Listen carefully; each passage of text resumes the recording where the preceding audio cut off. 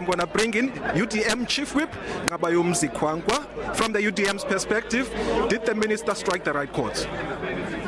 Well, it's a budget, so he has to strike the right chords, but I don't know whether we have the solution to some of the challenges that they've highlighted. For instance, we are of a firm view. I spoke about the alignment between fiscal and monetary policy earlier. If you were to look at the fact that we have a stabilizing debt trajectory in our country, it means the debt is becoming less. He's highlighted some of those issues. It was expected to sit at about 90% of GDP in 2025. It's about 74% of GDP. The inflation outlook is rather subdued, which means there's scope for the central bank to lower the interest rate in order to save us money on debt service costs.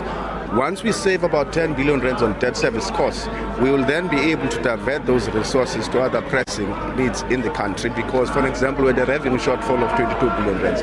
The other issue which we feel is important is that you cannot embark on a proper infrastructure-led growth without addressing the governance challenges that we experience at SOEs. In the past, when we doled out money to SOEs, we never really actually made sure that there was consequence management in the event that the conditions which were put in place were not met. Now, in order for you to improve capital formation, fixed capital formation in the country using SOEs in a developmental state model, you need to make sure that SOEs are functioning optimally. Now that there are quite a number of political parties around the table, I'm sure we're going to have a frank discussion about those issues and make sure that they happen indeed, because you cannot reignite growth without addressing those fundamental challenges in the economy.